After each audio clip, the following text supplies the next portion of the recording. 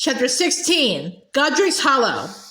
When Harry woke the following day, it was several seconds before he remembered what had happened. Then he hoped childishly that it had been a dream, that Ron was still there and had never left. Yet, by turning his head on his pillow, he could see Ron's deserted bunk. It was like a dead body in the way it seemed to draw his eyes. Harry jumped down from his own bed, keeping his eyes averted from Ron's. Hermione, who was already busy in the kitchen, did not wish Harry good morning, but turned her face away quickly as he went by. "He's gone," Harry told himself. "He's gone." He had to keep thinking it as he washed and dressed, as though repetition would dull the shock of it. He's gone and he's not coming back, and that was the simple truth of it, Harry knew, because their protective enchantments meant that it would be impossible, once they vacated this spot, for Ron to find them again. He and Hermione ate breakfast in silence. Hermione's eyes were puffy and red. She looked as if she had not slept. They packed up their things, Hermione dawdling. Harry knew why she wanted to spit up their time on the riverbank. Several times he saw her look up eagerly, and he was sure she had deluded herself into thinking that she heard footsteps through the heavy rain, but no red-haired figure appeared between the trees. Every time Harry imitated her, looked around, for he could not help hoping a little himself, and saw nothing but rain-swept woods, another little parcel of fury exploded inside him. He could hear Ron saying, "We thought you knew what you were doing," and he resumed packing with a hard knot in the pit of his stomach. The muddy river beside them was rising rapidly and would soon spill over onto their bank. They had lingered a good hour after they would usually have departed their campsite. Finally, having entirely repacked the beaded bag 3 times, Hermione seemed unable to find any more reasons to delay. She and Harry grasped hands and disapparated, reappearing on a windswept, heather-covered hillside. The instant they arrived, Hermione dropped Harry's hand and walked away from him, finally sitting down on a large rock, her face on her knees, shaking with what he knew were sobs. He watched her, supposing that he ought to go and comfort her, but something kept him rooted to the spot. Everything inside him felt cold and tight. Again he saw the contemptuous expression on Ron's face. Harry strode off through the heather, walking in a large circle with the distraught Hermione at its center, casting the spell she usually performed to ensure their protection. They did not discuss Ron at all over the next few days. Harry was determined never to mention his name again, and Hermione seemed to know that it was no use forcing the issue, although sometimes at night, when she thought he was sleeping, he would hear her crying. Meanwhile, Harry had started bringing out the Marauder's map and examining it by one light. He was waiting for the moment when Ron's labeled dot would reappear in the corridors of Hogwarts, proving that he had returned to the comfortable castle protected by his status of pure blood. However, Ron did not appear on the map, and after a while, Harry found himself taking it out simply to stare at Ginny's name in the girls' dormitory, wondering whether the intensity with which he gazed at it might break into her sleep, that she would somehow know he was thinking about her, hoping that she was all right.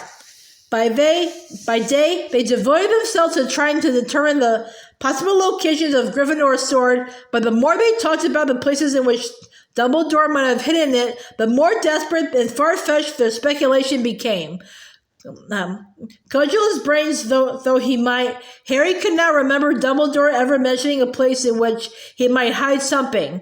There were moments when he did not know whether he was angry with Ron or with Dumbledore. "We thought you knew what you were doing. We thought Dumbledore had told you what to do. We thought you had a real plan." He could not hide it from himself. Ron had been right. Dumbledore had left him with virtually nothing. They had discovered one Horcrux, but they had no means of destroying it. The others were as unattainable as they had ever been.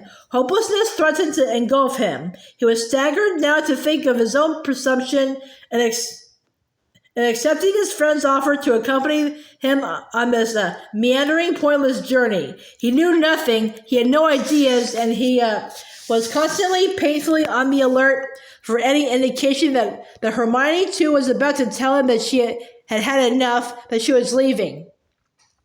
They were spending many evenings in near silence, and Hermione took to bring out Professor Nodulus's portrait and propping it it up in a chair, as though he might fill part of the gaping hole left by Ron's departure. Despite his previous assertion that he would never visit them again, Phineas Nodulus did not seem able to resist the chance to find out more about what Harry was up to, and consented to reappear, blindfolded, every few days or so. Harry was even glad to see him because he was company, albeit of a snide and taunting kind. They relished any news about what was happening at Hogwarts, though Phineas Nodulus was not an ideal informer. He venerated Snape, the first Slytherin headmaster since he himself had controlled the school, and they had to be careful not to criticize or ask impertinent questions about Snape, or Phineas Nodulus would instantly leave his painting. However, he did let drop certain snippets. Snape seemed to be facing a constant low-level immunity from a hardcore of students. Ginny had been banned from going into Hogsmeade. Snape had reinstated Umbridge's old decree forbidding gatherings of 3 or more students or any unofficial student societies. From all of these things, Harry deduced that Ginny, and probably Neville and Luna along with her, had been doing their best to continue Dumbledore's army. The scant news made Harry want to see Ginny so badly it felt like a stomachache, but also made him think of Ron again, and of Dumbledore, and of Hogwarts itself, which he missed nearly as much as his ex-girlfriend. Indeed, as Phineas Nodulus talked about Snape's crackdown, Harry experienced a split second of madness when he imagined simply going back to school to join the destabilization of Snape's regime. Being fed and having a soft bed and other people being in charge seemed the most wonderful prospect in the world at that moment. But then he remembered that he was undesirable number 1, that there was a 10,000 galleon price on his head, and that to walk into Hogwarts these days was just as dangerous as walking into the Ministry of Magic. Indeed, Phineas Nodulus inadvertently emphasized this fact by slipping in leading questions about Harry and Hermione's whereabouts. Hermione shoved him back inside the beaded bag every time he did this, and Phineas Nodulus invariably refused to reappear for several days after these unceremonious goodbyes. The weather grew colder and colder, but did not dare remain in any one area too long, so rather than staying in the south of England, where a hard ground frost was the worst of their worries, they continued to meander up and down the country, braving a mountainside where sleet pounded the tent, a wide flat marsh where the tent was flooded with chill water, and a tiny island in the middle of a Scottish loch where snow half buried the tent in the night. They had already spotted Christmas trees twinkling from several sitting room windows before there came an evening when Harry resolved to suggest again what seemed to him the only unexplored avenue left to them.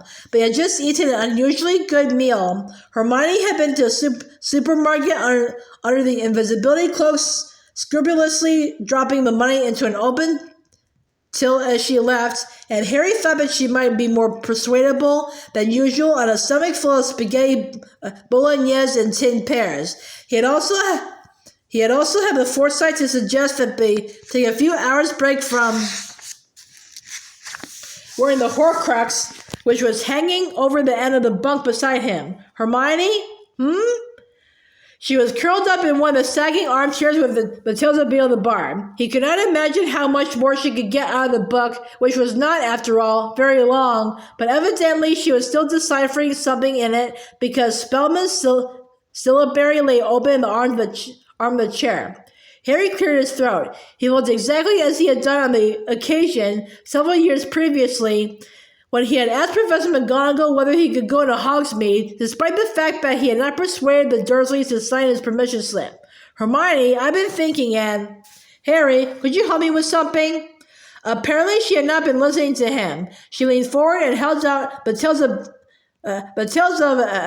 Beedle the Bard. Look at that symbol, she said, pointing to the top of a page above what Harry assumed was the title of the story. Being unable to read runes, he could not be sure. There was a picture of what looked like a triangular eye, its pupil crossed with a vertical line.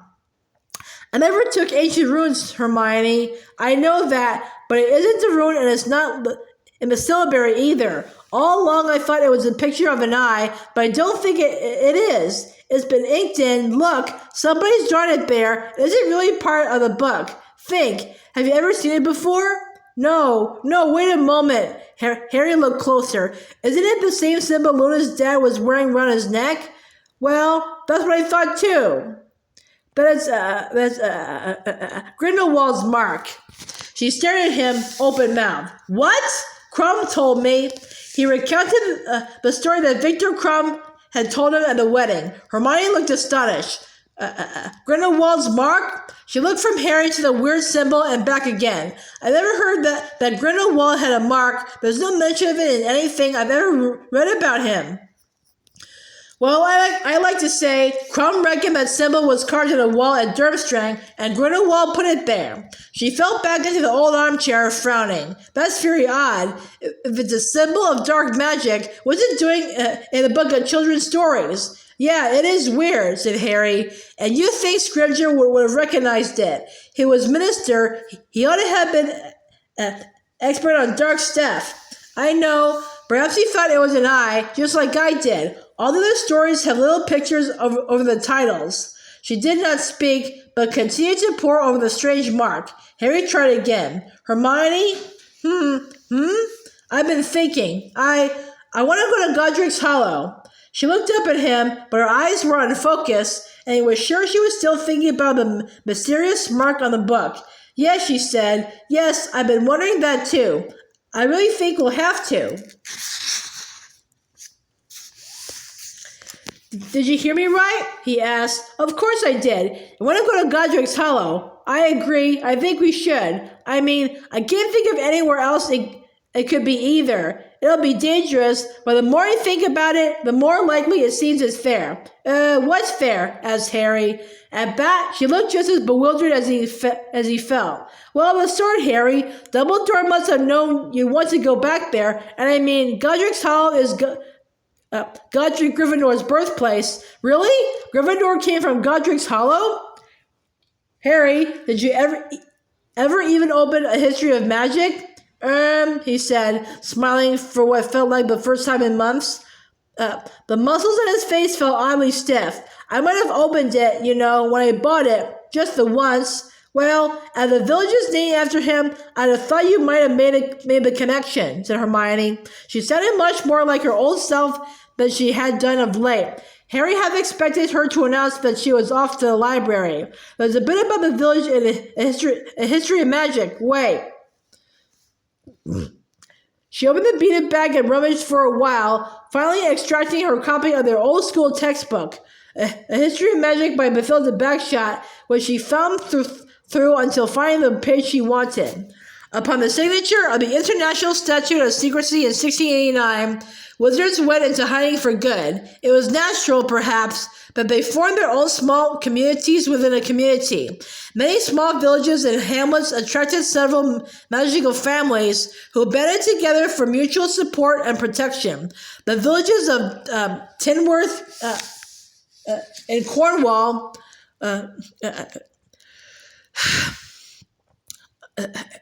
Upper Flagley in Yorkshire, and Ottery St. Catchpole on the south coast of England were notable homes to knots of wizarding families who lived alongside tolerant and sometimes confronted muggles. Most celebrated of these half-magical dwelling places is, perhaps, Godric's Hollow, the West Country village where the great wizard Godric Gryffindor was born, and where Bowman Wright, wizarding smith, forged the first golden stitch. The graveyard is full of the names of ancient magical families, and this accounts, no doubt, for the stories of hauntings that have dogged the little church beside it for many centuries.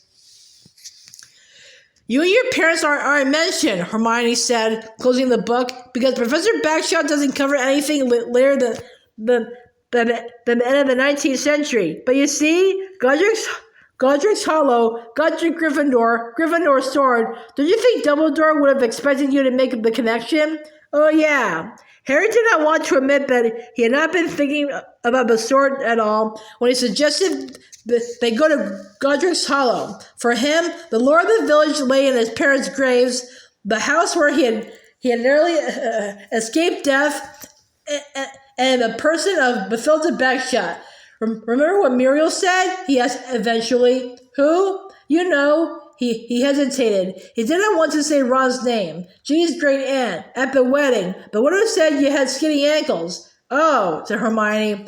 It was a sticky moment. Harry knew that she had said Ron's name in the offing. He rushed on. She said Bathilda Bagshot still lives in Godric's Hollow. Bathilda Bagshot, murmured Hermione, running her index finger over Bathilda's embossed name on the front cover of a History of Magic. Well, I suppose. She gasped so dramatically that Harry's insides turned over. He drew his wand, looking around at the entrance, half expecting to see a hand forcing its way through the entrance flap, but there was nothing here, nothing there. What? He said, half angry, half relieved. What did you do that for?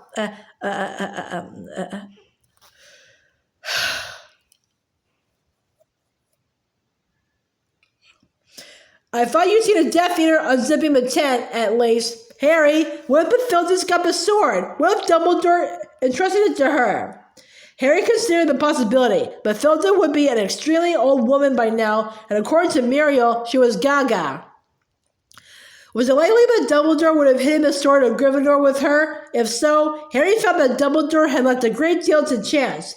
Dumbledore had never revealed that he had replaced the sword with a fake, nor had he so much as mentioned a friendship with Bathilda.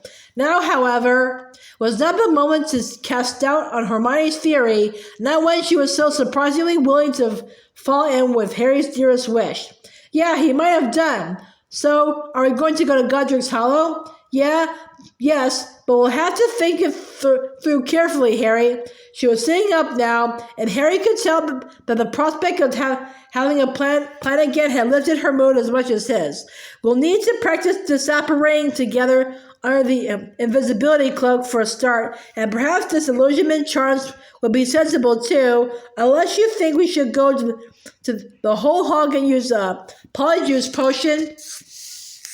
In that case, we'll need to collect hair from somebody. I actually think we better do that, Harry. The thicker our disguises, the better.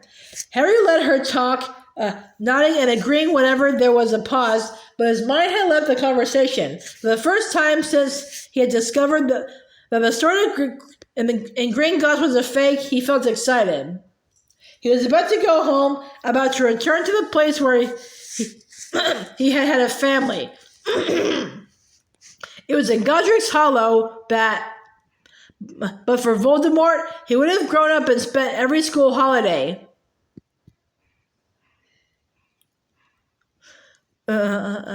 He could have invited friends to his house. He might even have brothers and sisters. It would have been his mother who had made his 17th birthday cake. The life he had lost, he had hardly ever seemed so real to him as at this moment, when he knew he was about to see the place where it had been taken from him. After Hermione had gone to bed that night, Harry quietly extracted his rucksack from Hermione's beaded bag, and from inside it, the photograph album Hagrid had given him so long ago. For the first time in months, he perused the old pictures of his parents, smiling and waving up at him from the images, which were all he had left on the mound. Harry would gladly have set out for Godric's Hollow the following day, but Hermione had other ideas. Convinced as she was that Voldemort would expect Harry to return to the scene of his parents' deaths, she was determined that they would set off only after they had ensured that they had the best disguises possible. It was therefore a full week later when they surreptitiously obtained hairs from innocent muggles who were Christmas shopping and had practiced apparating and disapparating while underneath the invisibility cloak together, that Hermione agreed to make the journey.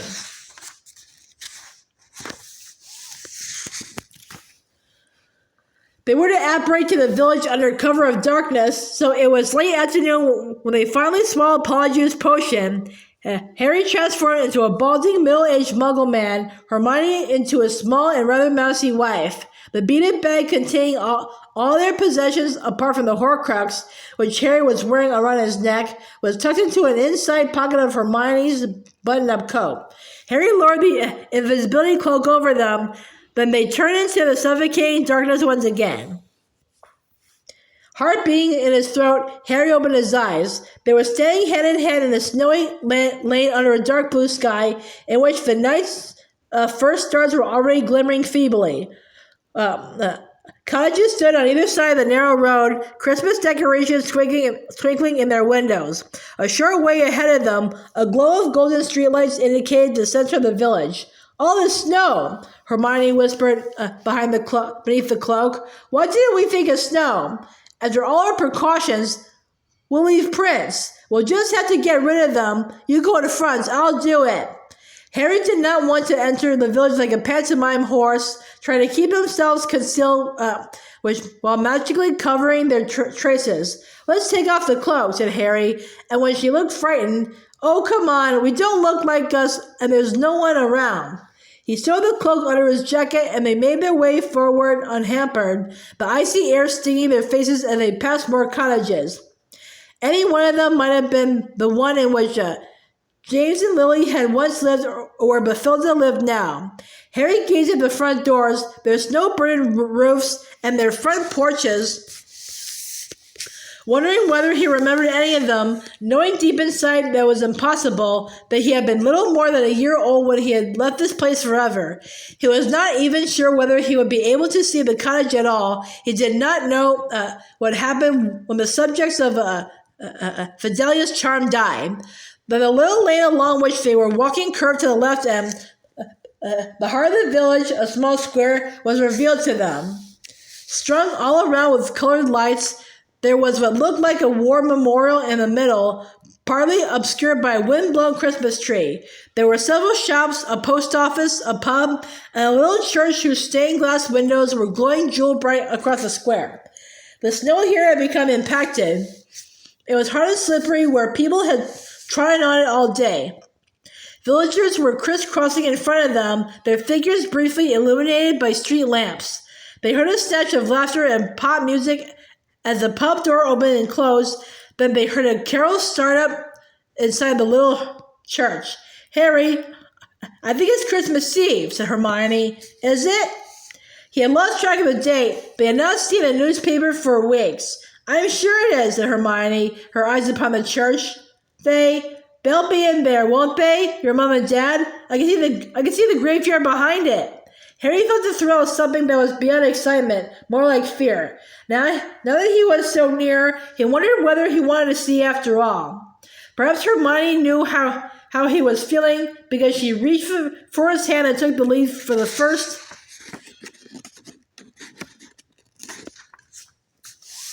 time, pulling him forward. Halfway across the square, however, she stopped dead. "Harry, look!" She was pointing at the war memorial. As they had passed it, it had transformed. Instead of an obelisk covered in names, there was a statue of three people: a man with untidy hair and glasses, a woman with long hair and a kind, pretty face, and a baby boy sitting in his mother's arms. Snow lay upon all their heads like fluffy white caps.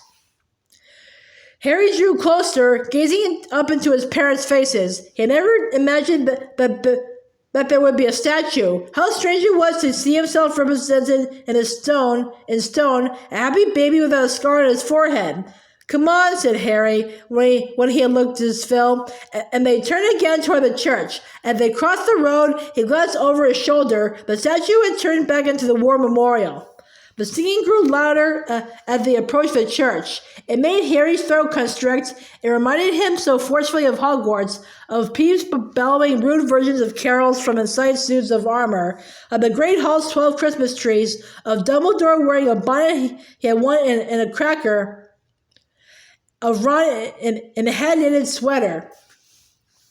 There was a kissing gate at the entrance to the graveyard. Hermione pushed it open as quietly as possible, and they edged through it. On either side of the slippery path of the church doors, the snow lay deep and untouched. They moved off through the snow, carving deep trenches behind them as they walked around the building, keeping to the shadows beneath the brilliant windows. Behind the church, row upon row of snowy tombstones protruded from a blanket of pale blue that was flecked with dazzling red, gold, and green wherever the reflections from the stained glass hit the snow. Keeping his hand closed tightly on the one in his jacket pocket, Harry moved toward the nearest grave. Look at this. It's an abbot. Could be some long-lost relation of Hannah's. Keep your voice down, Hermione begged him. They waded deeper and deeper into the graveyard, gouging dark tracks into the snow behind them, stooping to peer at the words on the old headstones, every now and then squinting into the surrounding darkness to make absolutely sure that they were unaccompanied. Harry, here! Hermione was 2 rows of tombstones away. He had to wade back to her, his heart positively banging in his chest. Is it? No, but look!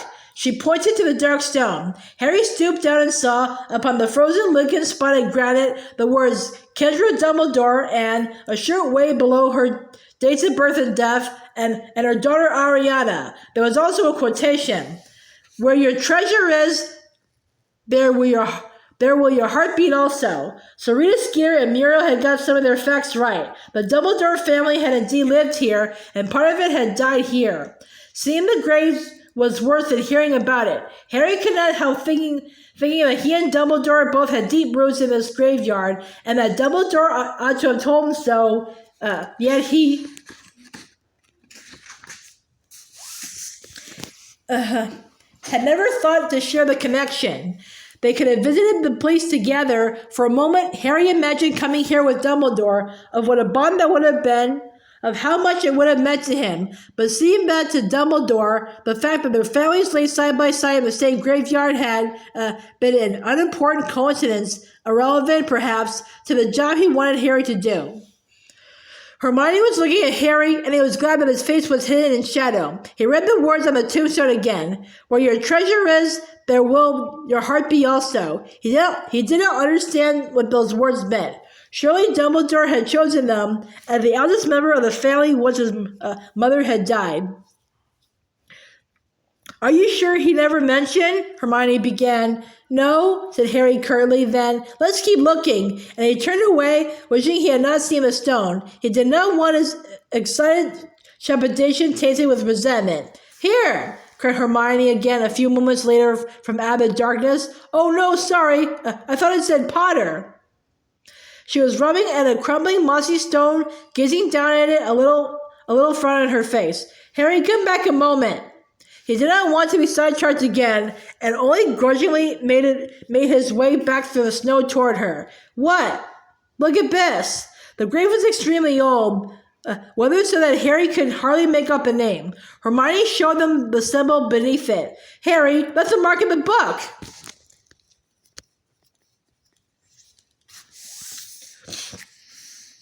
He peered at the place she indicated. The stone was so worn that it was hard to make out what was engraved there, though there did seem to be a triangular mark beneath the nearly illegible name. Yeah, it could be. Hermione lit her wand and pointed it at the name on the headstone. It says, Ignotus, I think. I'm going to keep looking for my parents, all right? Harry told her, a slight edge to his voice, and he set off again, leaving her crouched beside the old grave. Every now and then he recognized a surname that, like Abbott, he had met at Hogwarts. Sometimes there were several generations of the same wizarding family represented in the graveyard. Harry could tell from the dates that it had either died out or the current members had moved away from Godric's Hollow. Deeper and deeper amongst the graves he went, and every time he reached a new headstone, he felt a little lurch of apprehension and anticipation. The darkness and the silence seemed to become, all of a sudden, much deeper. Harry looked around, worried, thinking of Dementors, then realized that the carols had finished, that the chatter and flurry of churchgoers were fading away, and they made their way back into the square. Somebody inside the church had just turned off the lights. But Hermione's voice came out of the blackness for the third time, sharp and clear from a few yards away. Harry, they're here! Right here! And he knew by her tone that it was his mother and father this time. He moved toward her, feeling as if something heavy were pressing on his chest, the same sensation he had had right after Dumbledore had died, a grief that had actually weighed on his heart and lungs. The headstone was only 2 rows behind Kendra and Ariana's. It was made of white marble, just like Dumbledore's tomb, and this made it easy to read, as it seemed to shine in the dark. Harry did not need to know or even approach very close to it to make out the words engraved upon it. James Potter, born 27 March 1960, died 31st October 1981. Lily Potter, born 30 January 1960, died 31st October 1981. The last enemy that shall be destroyed is death. Harry read the words slowly, as though he would have only one chance to take in their meaning, and he read the last of them aloud. The last enemy that shall be destroyed is death. A horrible thought came to him, and with it a kind of panic. Isn't that a Death Eater idea? Why is that there? It doesn't mean defeating death in the way the Death Eaters mean it, Harry, said Hermione, her voice gentle. It means, living beyond death, living after death. But they were not living, thought Harry. They were gone. The empty words could not disguise the fact that his parents' moldering remains lay beneath snow and stone, indifferent, unknowing. And tears came before he could stop them, boiling hot but instantly freezing on his face.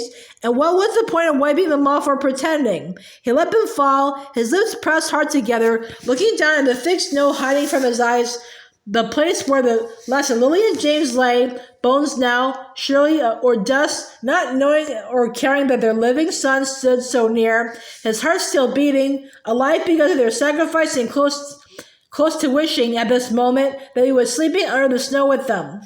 Hermione had taken his hand again and was gripping it tightly. He could not look at her, but returned the pressure, now taking deep, sharp gulps of the night air, trying to steady himself, trying to regain control. He should have brought something to give them, and he had not thought of it, and every plant in the graveyard was leafless and frozen. But Hermione raised her wand, moved it to a circle through the air, and a wreath of Christmas roses blossomed before them. Harry caught it and laid it on his parents' grave. As soon as he stood up, he wanted to leave. He did not think he could stand another moment there. He put his arm around Hermione's shoulders, and she put hers around his waist, and they turned in silence and walked away through the snow, past Dumbledore's mother and sister, back toward the dark church and the out-of-sight kissing gate.